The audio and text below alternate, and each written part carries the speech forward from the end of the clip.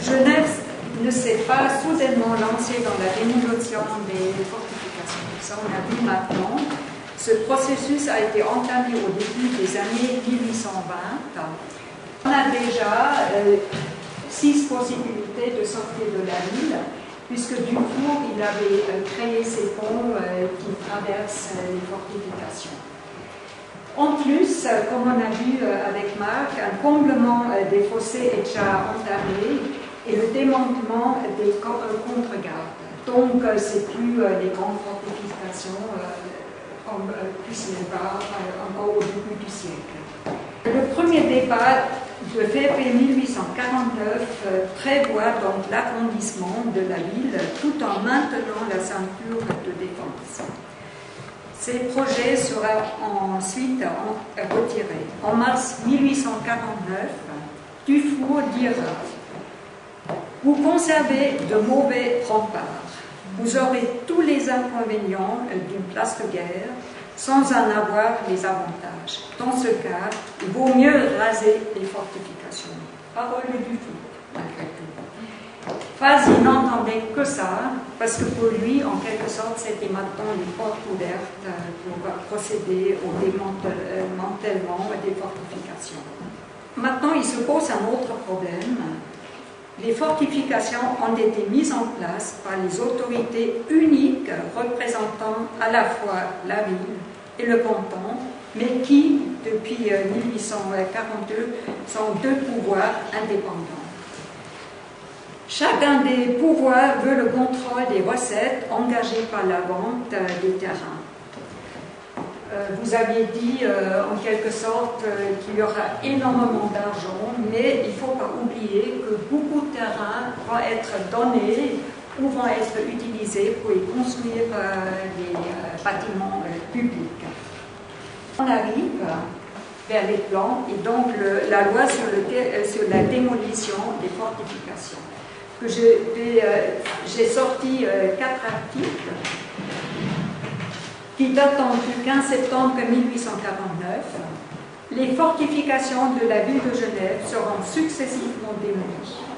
Article 2. Le terrain est mis à disposition de l'État pour servir à l'établissement de nouveaux quartiers et promenades ou à la construction de bâtiments publics. Article 4. Le Conseil d'État, après avoir pris le préavis du Conseil administratif de la ville, fixera les conditions relatives à la vente des terrains et aux constructions qui y seront élevées. Il sera alloué à la ville de Genève les terrains dont elle aura besoin pour l'établissement d'écoles publiques. L'État se réserve également de disposer de terrains pour la construction de bâtiments publics. Et finalement, l'article 7 montre maintenant la solution à qui appartient donc les fortifications, puisqu'il prévoit le partage des bénéfices à raison de 50% pour la ville et 50% pour le canton. La chronologie de la démolition. Les démolitions commencent aussitôt. Les premières parties détruisent celles qui se trouvent vers le lac. Ça se voit déjà ici, donc vers 1852. On a encore la jetée, mais on commence déjà à prévoir l'alignement des immeubles que vous avez à droite et à gauche de l'hôtel de la métropole. Et en même temps, de l'autre côté, donc, on commence à construire le square du Mont-Blanc. Pourquoi au bord du lac? Très probablement, c'était tout d'abord les terrains les plus prisés. Ici, vous avez le Grand Quai et on continue donc logiquement le quartier des rues basses, c'est-à-dire le quartier du commerce. Et de l'autre côté, vous avez le quartier des Berres qui a été construit dans les années 30 par Dufour, une société immobilière. Et puis ensuite, donc, la suite logique, bien sûr, c'est le square du Mont-Blanc. Avec ce prolongement dans les 2 directions au même temps, on va donc en quelque sorte commencer la démolition par le quartier des Tranchées.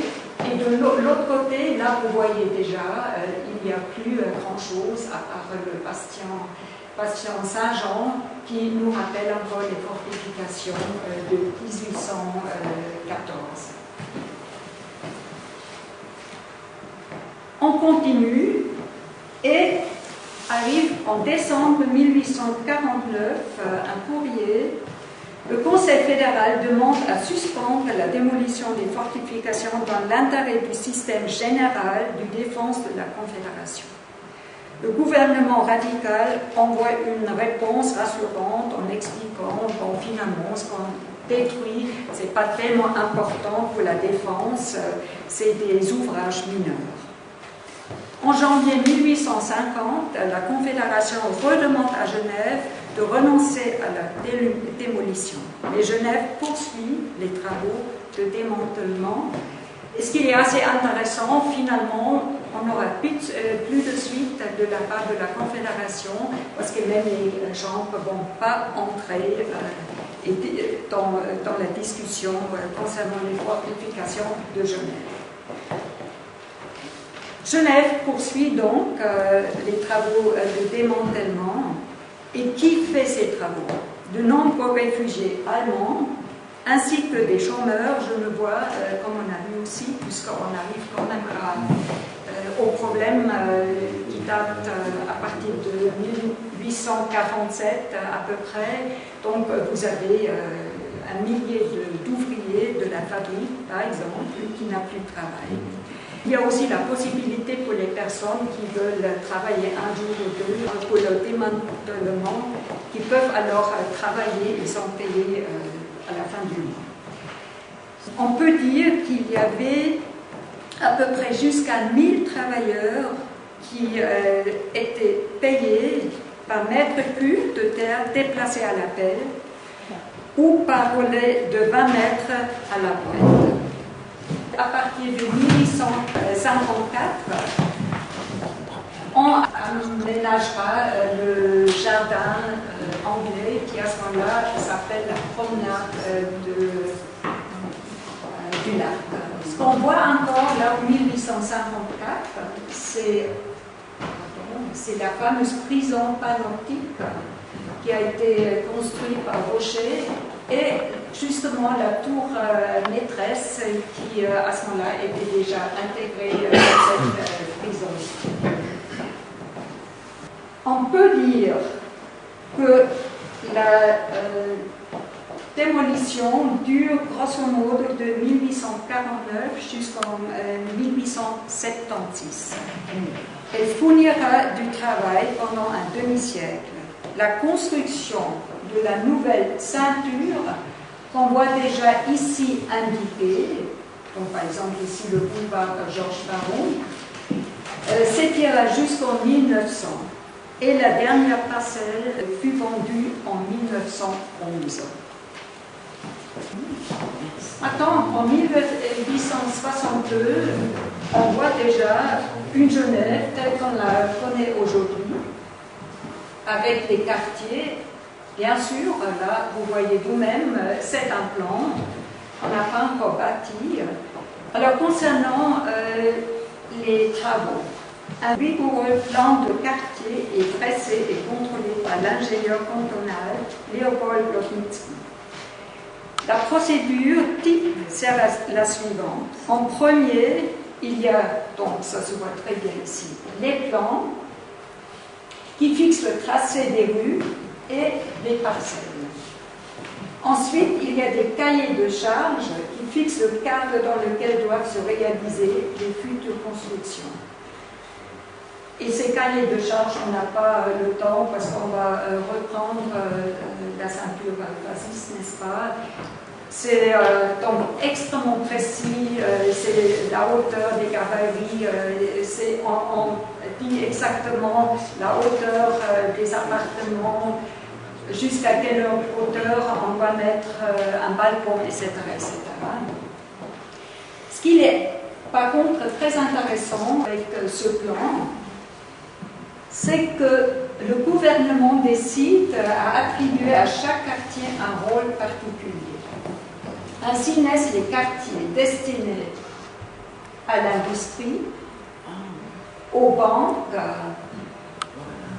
Après, vous avez la culture, donc autour de la place neuve, les sciences, un quartier d'habitation, les tranchées, et finalement un quartier commercial. Pour éviter une immense ville chancelée, on construit d'abord les édifices publics et on plante des arbres dans cette zone chamboulée. Alors, je vous donne quelques chiffres. 15 terrains furent assignés à des écoles et à l'université, 6 à des institutions culturelles soutenues par le mécénat privé, 3 aux entrepôts et marchés, 2 au poste fédéral, 1 à la gare ferroviaire et 1 au palais électoral. Pour des raisons d'économie et de solidité, les édifices importants furent établis sur des bastions et demi-lunes, de préférence aux terrains meubles fraîchement remblayés. C'est la raison de la distribution régulière autour de Genève, donc dans cette ceinture. Plusieurs emplacements furent accordés aux édifices de culte et de réunion de diverses communautés religieuses. Je mets volontiers entre parenthèses parce qu'en effet, les francs-maçons, c'est une grande discussion. À quel point c'est une communauté religieuse ou pas.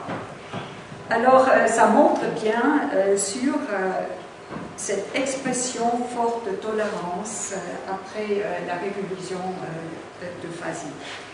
Les bâtiments forment un système, chaque congrégation développe un langage architectural particulier qui s'oppose aux autres. Ainsi, vous avez pour Notre-Dame un style des cathédrales du XIIIe siècle, Holy Trinity Church gothique écossais.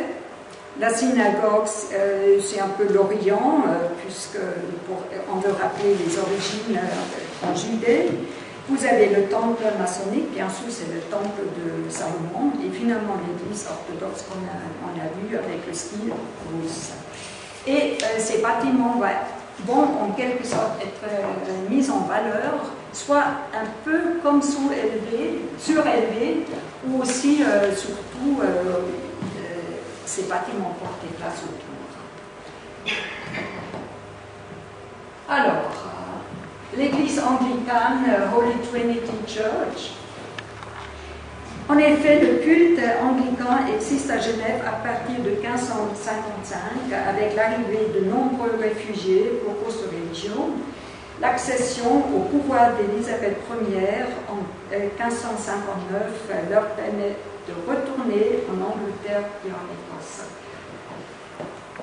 Par contre, à travers les siècles, une multitude de voyageurs anglais se sont rendus à Genève. Vous avez des étudiants, aristocrates et voyageurs faisant le fameux grand tour, surtout au XVIIIe siècle. Écrivains, marchands, personnes restant à Genève pour la saison, aux visiteurs venant faire l'escalade du Mont Blanc. Parce que bien sûr, le Mont Blanc, à la fin du XVIIIe siècle, avec l'escalade d'Horace Bénédict de Saussure, ouvre aussi la porte aux Anglais. Et d'ailleurs, il y a énormément d'Anglais qui vont être parmi les 20 premiers qui auront escaladé le Mont Blanc. En 1814, avec la fin du blocus napoléonien, les Anglais reviennent nombreux et ont désormais besoin d'un lieu de culte. Le Conseil d'État donne son accord et le premier service est célébré à Noël 1814 dans la chapelle de l'hôpital, aujourd'hui palais de justice. C'est donc le reste qu'on a de cette chapelle qu'on trouve encore dans une des salles au palais de justice. En 1846, un groupe de résidents anglais lance une souscription à Genève et en Angleterre pour construire une église anglicane. Le groupe demande auprès du Conseil d'État d'acquérir un terrain pour l'y construire. Donc à ce moment-là, on ne parle pas encore de ce don donné par le gouvernement. Et en effet, en 1850, l'autorisation et la concession d'un terrain de la part du canton de Genève sur l'ancien bastion du Cendrier sont acquises. En octobre 1850, la première pierre est posée. Son architecture appartient à la tradition des néogothiques écossais de la première moitié du XIXe siècle. Son architecte est l'entrepreneur David Monod. Et le 30 août 1853, la Holy Trinity Church est consacrée. Notre-Dame de Genève, la basilique Notre-Dame, aujourd'hui, depuis 1954 en effet. Il ne faut pas oublier qu'il s'agit de la première église catholique édifiée à Genève après la Réforme. Je n'ai pas de commentaire de votre part, parce que vous devrez lire, il y a quelque chose qui ne joue pas, n'est-ce pas? C'est donc ça, on va voir tout de suite le clocher. Voilà.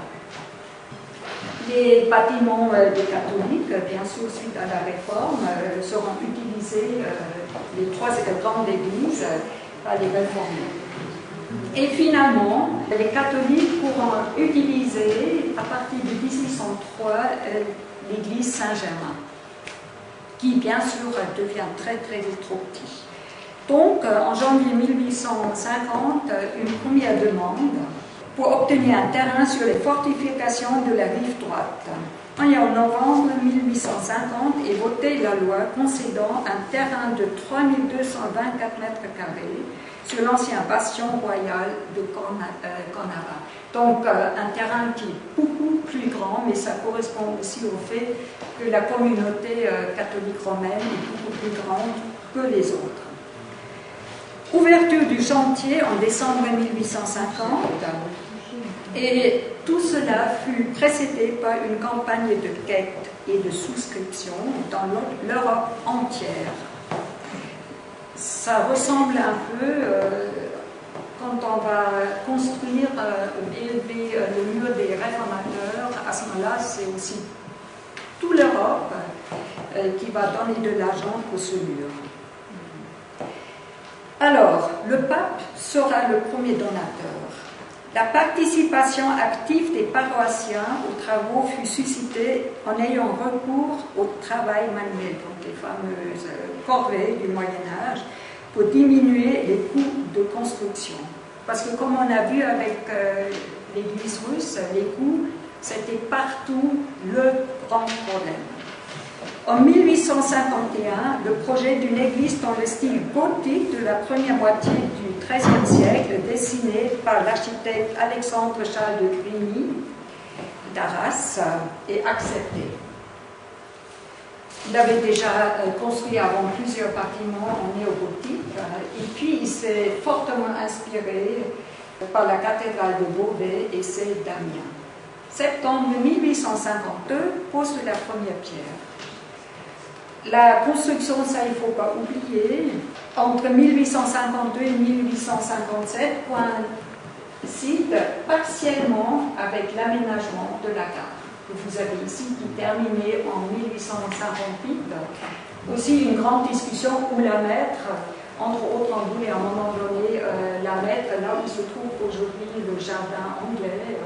C'est assez, le dessin est assez drôle à voir parce qu'on voit donc les voies qui amènent vers la gare passer quelque part entre les fortifications, chose qui n'aurait pas été possible. Donc la gare, son emplacement a été décidé en 1854. Concernant Notre-Dame, les travaux furent dirigés par l'architecte entrepreneur Jean-Marie Gigny. En octobre 1857, c'est l'inauguration de l'église et en 1959, la consécration. Son élévation et ses volumes intérieurs sont modestes en raison des contraintes financières, comme j'ai déjà dit. Donc on n'a par exemple pas de triforium à l'intérieur. Et ce simple clocher-porche reste inachevé. Donc là, aujourd'hui, il est, comme on pourra le voir sur cette photo, donc pas terminé. Et puis les mauvaises langues vont dire, bien sûr, c'était parce qu'on ne voulait pas, quand on sortait de la gare de Port-Navin, être accueilli par une cathédrale catholique. Mais c'est vraiment un problème d'argent. Finalement, devenu, comme j'ai déjà dit au début, en 1954, basilique mineure, et elle a passé par plusieurs problèmes, surtout le Kulturkampf, et je n'ai pas manque de temps pour entrer dans ce problème ce soir. La grande synagogue, ou synagogue Bet Yaakov, construite entre 1857 et 1859. Concernant la présence des Juifs à Genève, on ne peut pas affirmer qu'il y en avait avant 1254, très probablement, parce que Genève se trouvait quand même sur un chemin extrêmement important entre le sud et le nord, mais donc on n'a pas de preuve. Par contre, à partir de 1396, une communauté juive composée d'une quinzaine de familles réside dans le quartier de Saint-Germain. Et ce quartier va devenir ce qu'on appelle le Cancel.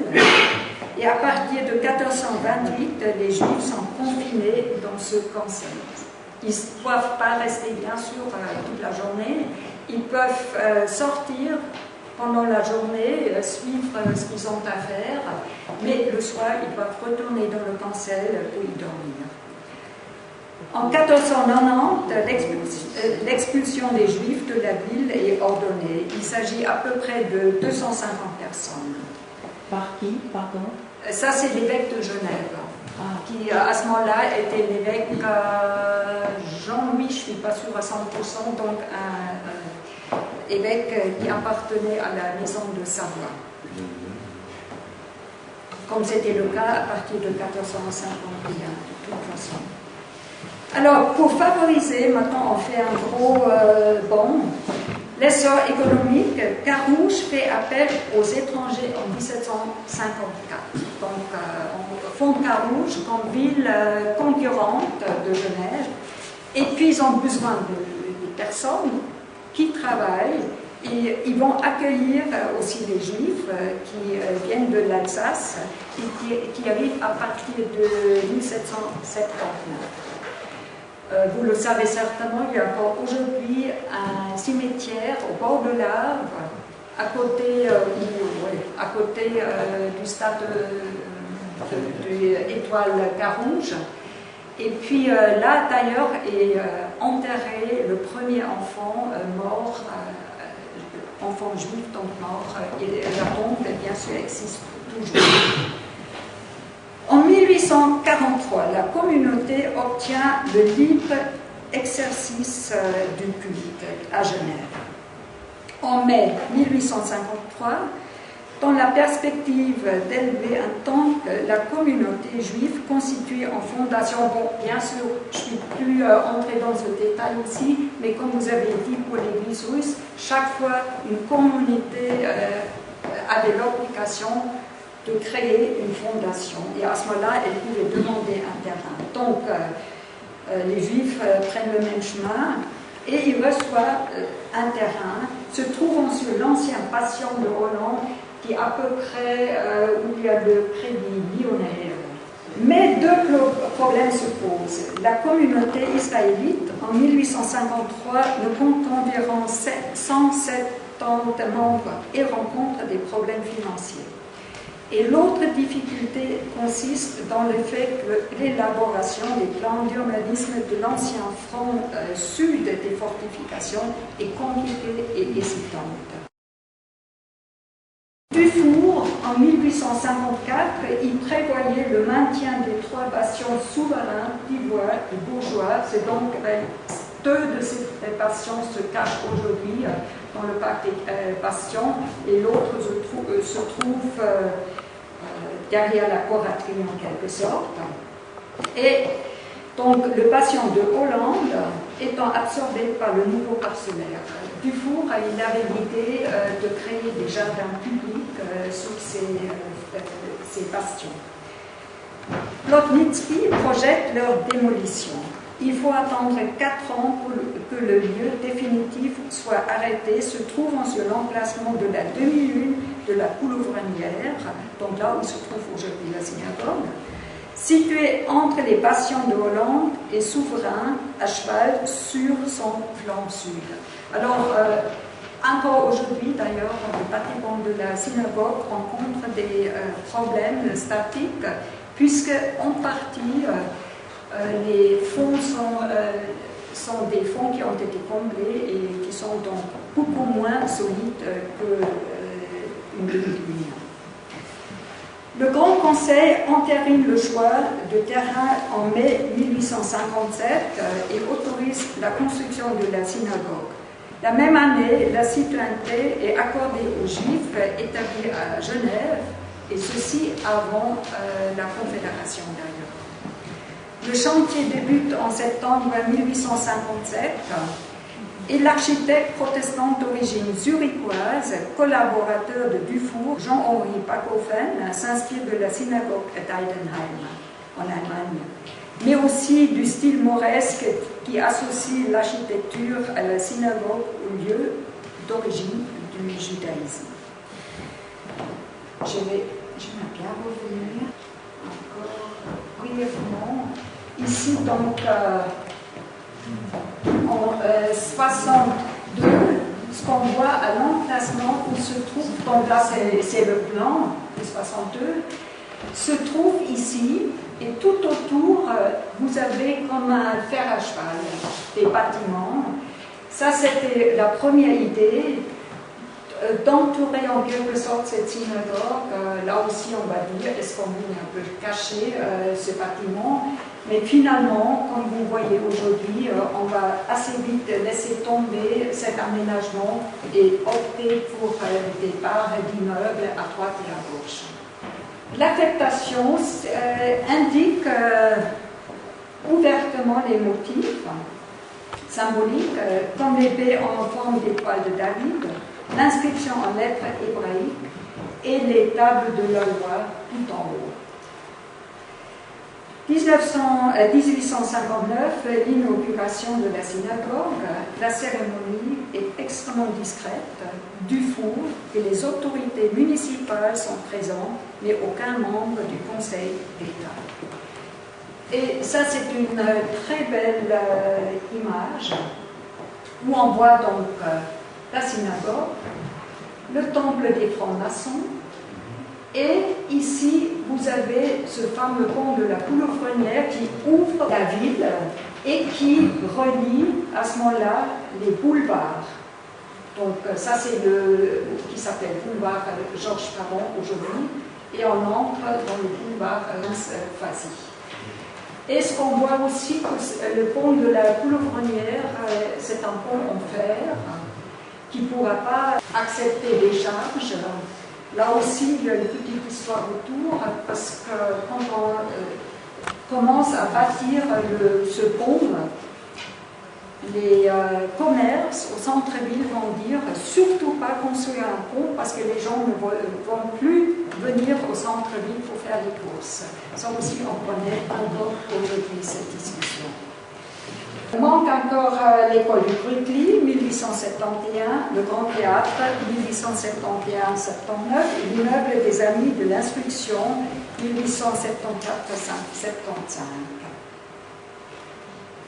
Et voilà, la loge des trois temples, ou temple unique.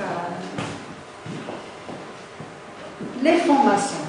C'est en 1736 que la franc-maçonnerie fut introduite à Genève par un Anglais nommé Hamilton. Voilà. Le syndic Bonnet ordonne de recevoir à l'avenir dans cette société, donc les francs-maçons, aucune personne de cette ville, soit citoyen, bourgeois, natif ou habitant, de même que les étrangers mineurs, à moins qu'ils aient le consentement de leur gouvernement. Les Genevois ne pourront pas trop s'en tenir parce que malgré cette interdiction, plusieurs loges existent dès 1737. En juin 1853, le projet de réunir toutes les loges sous un même toit fut adoptée par leurs membres une fondation constituée.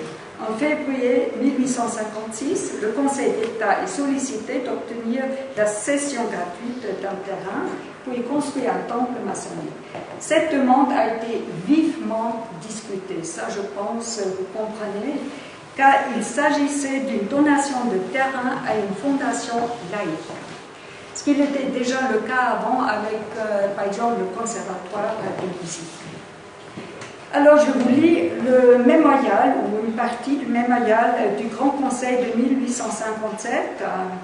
Et pendant le débat, on donne aussi, bien sûr, la parole à James Frazee. Alors, que les membres du Conseil s'interrogent sur le statut de religion ou de société pure et simple de l'ordre maçonnique, James Frazee, défenseur du projet, a que tout système religieux forme une société et que toute société est une religion. Il ajoute que c'est un culte sans imposture, sans superstition, issu de l'amour du prochain, arrivant à une morale parfaitement semblable à la véritable morale chrétienne.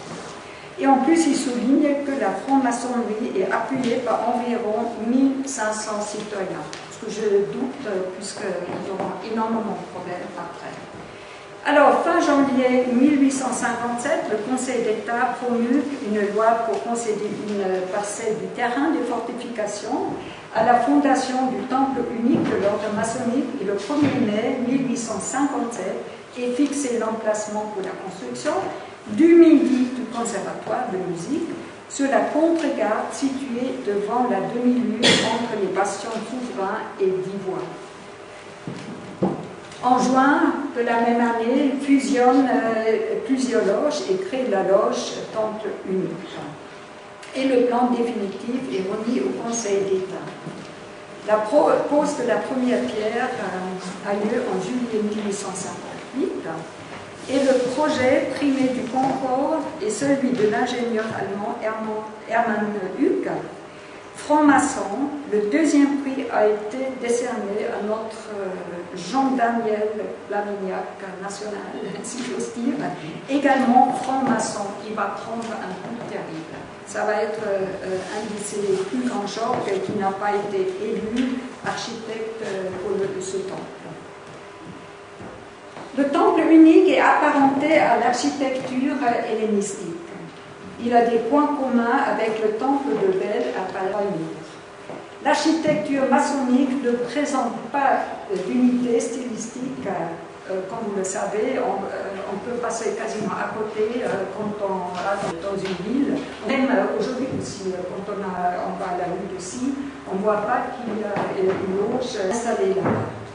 Mais en analysant la signification des nombres, on peut relever deux symboles maçonniques. Le chiffre 7, parce qu'au début, vous avez 7 colonnes engagées. Aujourd'hui, l'église Sacré-Cœur est plus longue, elle a été rénovée, alors qui correspond au nombre de colonnes, comme j'ai dit, et puis surtout, vous avez aussi 7 marches qui amènent au portique. Et puis, quand on regarde donc ce portique, on a l'essentiel du temple de Salomon, les deux colonnes, Jacquin et Boise. On peut quand même encore lire un peu à l'extérieur. À l'intérieur, je me suis vraiment donné énormément de peine, mais on ne trouve plus rien. C'est aussi dû à l'intervention d'Adolphe Guyonnet en 1931. La loge pour l'histoire du bâtiment fut installée en décembre 1860. Elle comptait 377 frères. C'est comme bizarre, Frazee qui parle de 1500, et là on arrive à 377 frères. La situation financière devenant vite mauvaise, le temple unique est cédé en 1868 déjà, juste avant la faillite au principal créancier, le prince Kalitine. Occupé ensuite par une brasserie, puis la section genevoise de la première internationale ouvrière, Enfin, par la Société des Amis de l'Instruction, l'ancien temple unique devient, pendant le Kulturkampf, depuis octobre 1873, l'Église catholique romaine sous le vocable du Sacré-Cœur.